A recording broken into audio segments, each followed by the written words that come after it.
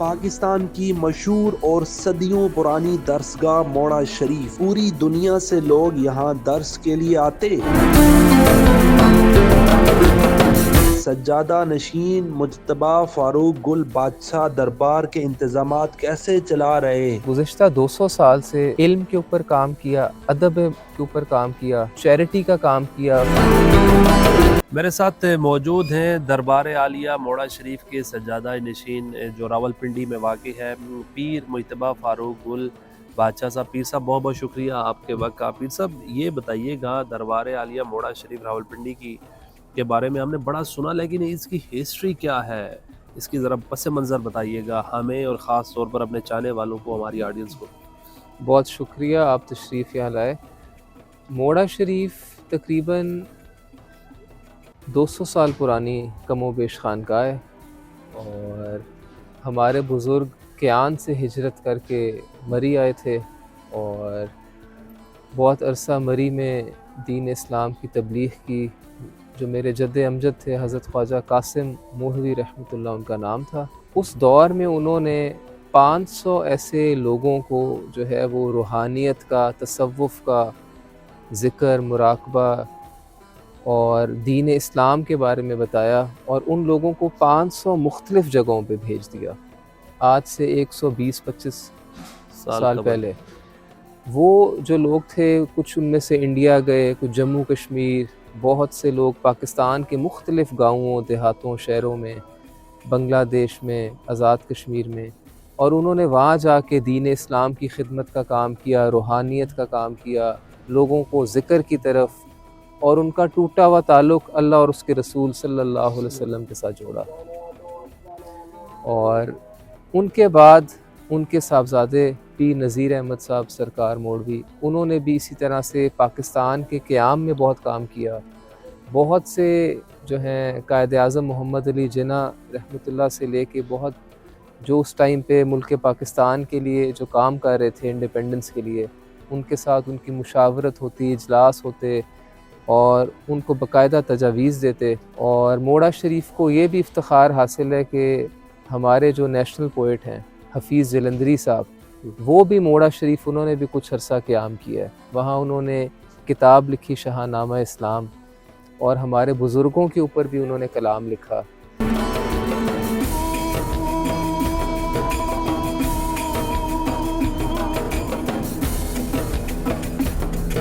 میں نے آپ کی لائبریری دیکھی، بڑے پرانے خط و کتابت ہیں، بڑے پرانے خط ہیں، 1930 کے، 1920 کے، 90s دور کے۔ جی، وہ یہاں پر آتے رہے۔ اگر کسی ملک میں یا کسی اسٹیٹ میں لائن آف کنٹرول کی سچویشن خراب ہوتی تھی، تو آپ کے بزرگوں کو کہا جاتا تھا کہ کوئی پیغام بھیجے کہ یہ کنٹرول ہو جائے معاملات سے۔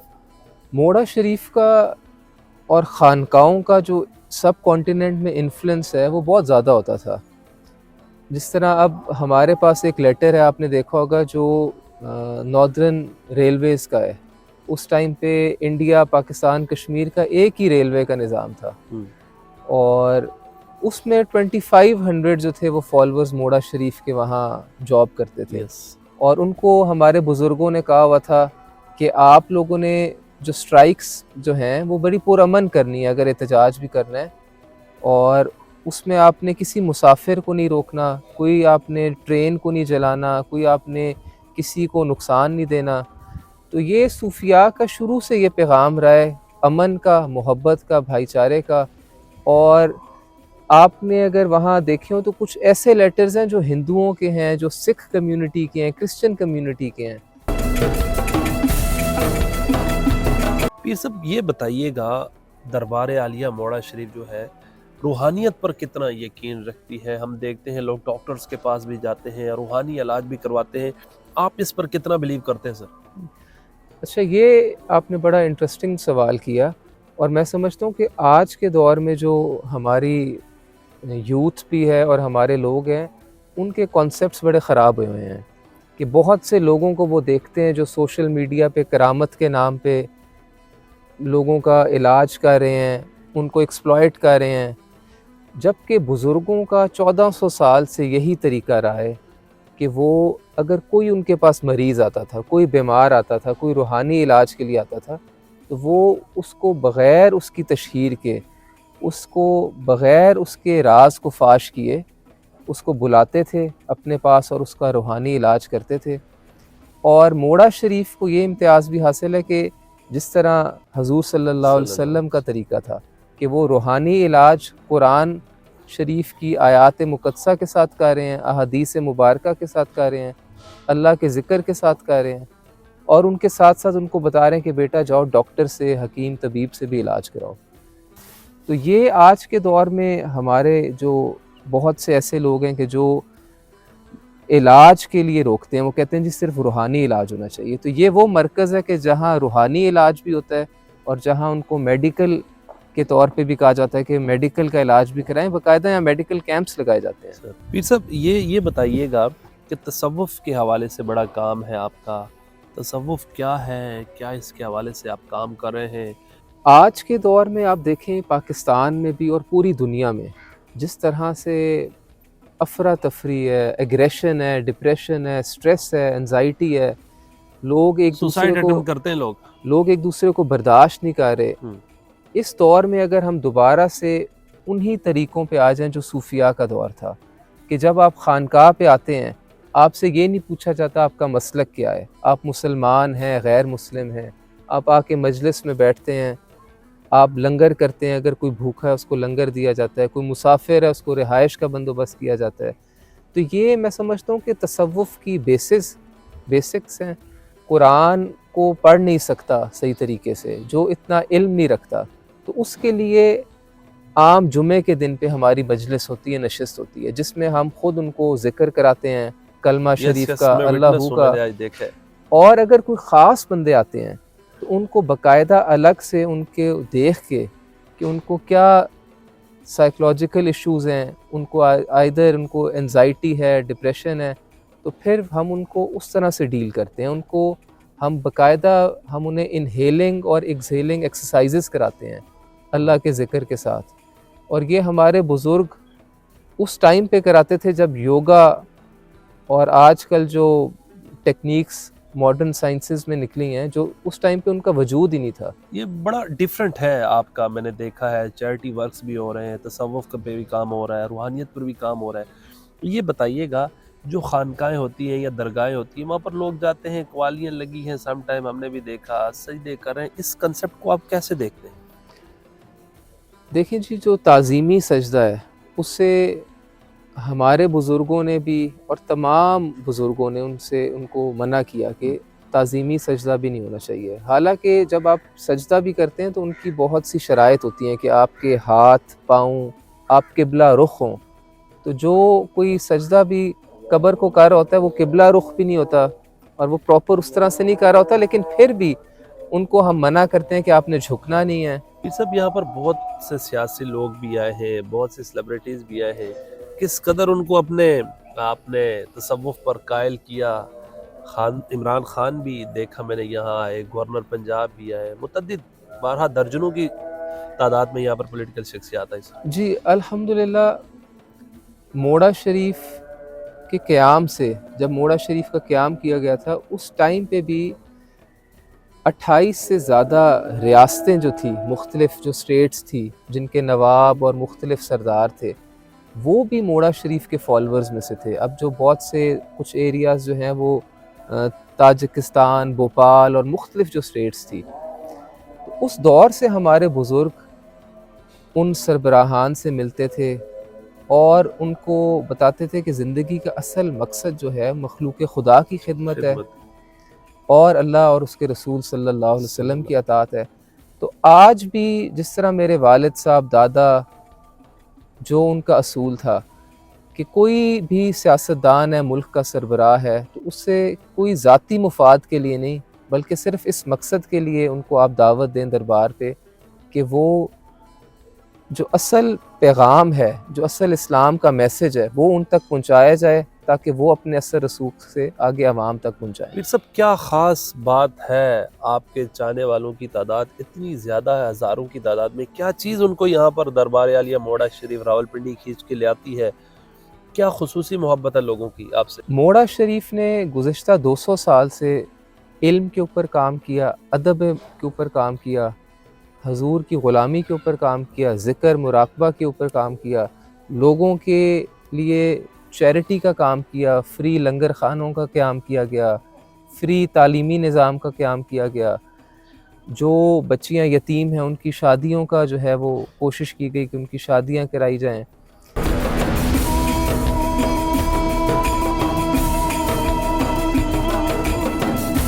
پیر صاحب یہ بتائیے گا کہ یہ جو ایریا ہے دربار عالیہ موڑا شریف، یہ کتنا رقبہ ہے راولپنڈی کے دل میں یہ واقع ہے خیبان جی میں؟ اچھا، جب 1960 میں میرے دادا یہاں آئے تو اس سے پہلے چکشزاد کے ساتھ ایک جگہ ہے کوری شہر، کوری ادھر شہر، آئے، یس یس۔ وہاں ہماری 500 کنال زمین تھی، لیکن پھر جب اسلام آباد کیپٹل بننے لگا تو وہ زمین ساری ایکوائر ہوگی۔ وہاں انہوں نے ایک درسگاہ بنائی ہوئی تھی، پھر میں ہمارے بزرگ کچھ عرصہ بعد یہاں آ گئے۔ یہ جگہ اس ٹائم پہ کوئی 60 کنال کے قریب تھی، اس میں سے کچھ جو ہے وہ سوسائٹی میں چلی گئی، کچھ میرے جو بزرگ تھے ان کے بھائی اور باقی جو وارثان تھے ان کی زمین تھی۔ اس طرح سے ابھی جو موجودہ زمین ہے یہ تقریباً 15 کنال زمین۔ 15۔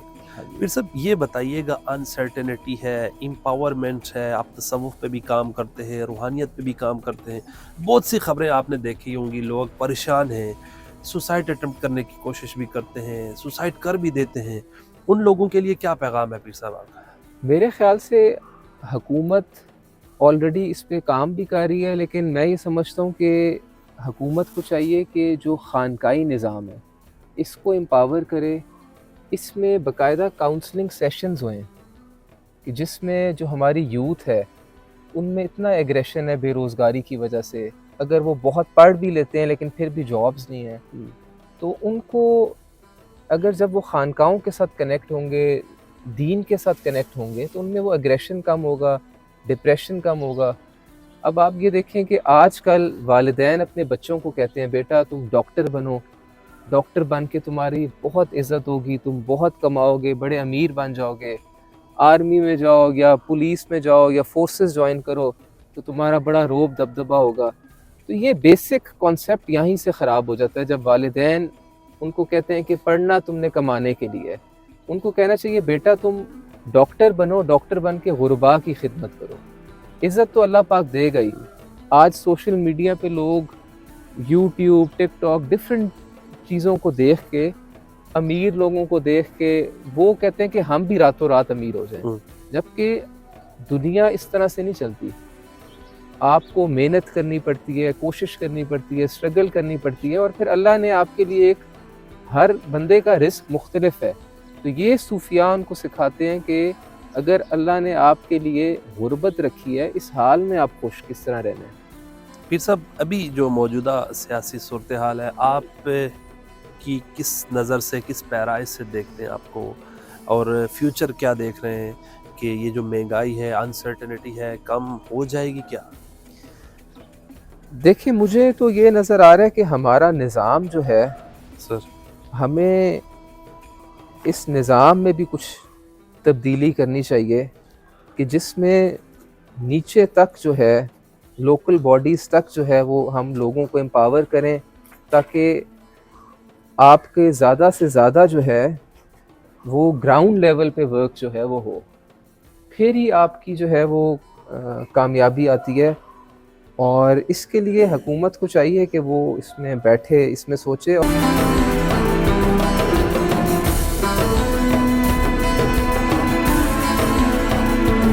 پھر سب یہ جو آخری آرام گاہیں ہیں ان کی ہسٹری بتائیے گا، یہاں پر کون کون کس کس کی تدفین ہو رہی ہے؟ جی، میرے دادا صاحب ہیں حضرت پیر محمد گل بادشاہ صاحب رحمۃ اللہ، 1992 میں ان کا وصال ہوا تھا، اور میرے والد محترم ہیں پیر محمد فاروق گل بادشاہ صاحب، ان کا وصال 2007 جنوری میں ہوا تھا۔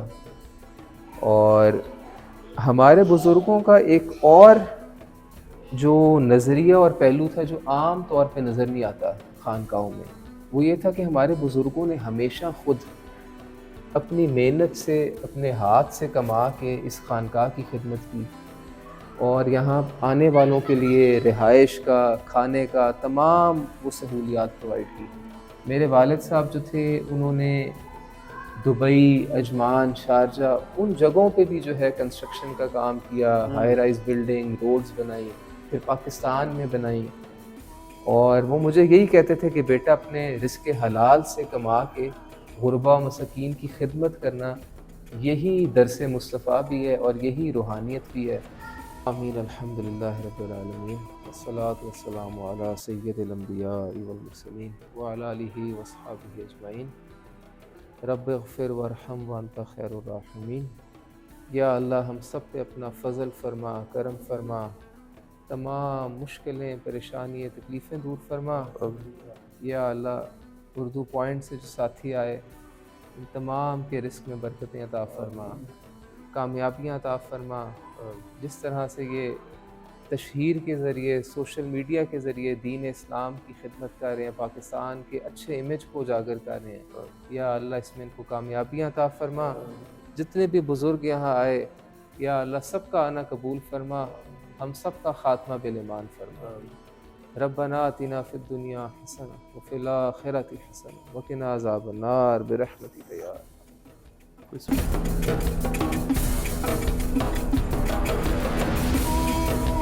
बताइएगा, आप बाहर ममालिक से भी पढ़ के आए हैं, वहाँ से आपने मास्टर की डिग्री भी हासिल कर रखी है।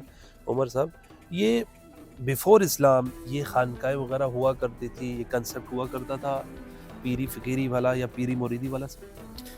देखिए जी, इस्लाम से पहले भी अल्लाह ताला के नेक लोग होते थे और अल्लाह ताला के वली हर दौर में रहे। वलीउल्लाह होते हैं वो अल्लाह ताला के जो नेक बंदे हैं, जो अल्लाह ताला की तालीमात आका अलैहिस्सलाम की तालीमात को आगे फैलाते हैं।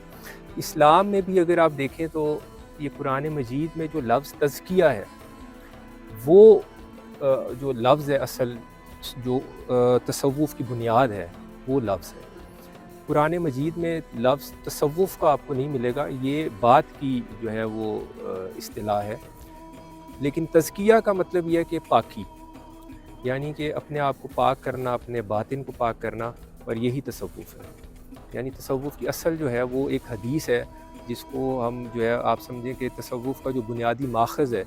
जैसे बाकी तालीम होती है, फ़िक़्ह की जो तालीम है वो मुदव्वन की गई कि आपकी जो कि नमाज कैसे पढ़नी है, आपने जो है वो ज़कात कितनी देनी है, किस पर है, कौन जो है साहिब इस्तिताअत है, नहीं है। यानी वो जितनी भी तालीम है आपकी इबादात से और दीगर अहकाम से, उसको मुदव्वन किया गया, उसका नाम फ़िक़्ह रखा। अब जो तसव्वुफ़ है ये वो इल्म है जो आपका, जिसका ताल्लुक़ आपके बातिन से है, यानी इसका ताल्लुक़ ज़ाहिर से नहीं है, इसका ताल्लुक़ बातिन से है। ये बताइएगा, इस दौर में मुख्तलिफ लोगों की मुख्तलिफ राय होती है, डिफरेंट पॉइंट ऑफ व्यू होता है, ओपिनियन होता है। इस दौर में मज़ारात कितनी ज़रूरी है, इनकी एग्जिस्टेंस से कितना ज़रूरी है इनका वजूद? देखें, या दरगाह का या दरबार आलिया का? जी देखिए, मैं ये समझता हूँ कि जो ऐसी जगह हैं जहाँ पर जाके आपको अल्लाह ताला की याद आती है, आपको दुनिया से बेरग़बती होती है, आपका जो है वो दिल में अल्लाह ताला का जो है वो क़ुर्ब बढ़ता है, अल्लाह ताला की तरफ से आपका दिल का मिलान होता है, तो ऐसी जगह बहुत ज़रूरी है। क्योंकि आजकल आप देखें कि जो खुराफात हैं या जितने फ़ितने हैं, यानी हमारी नौजवान जो नस्ल है वो तरह तरह की जो है वो फ़ितनों में जो है वो राग़िब हो रही है।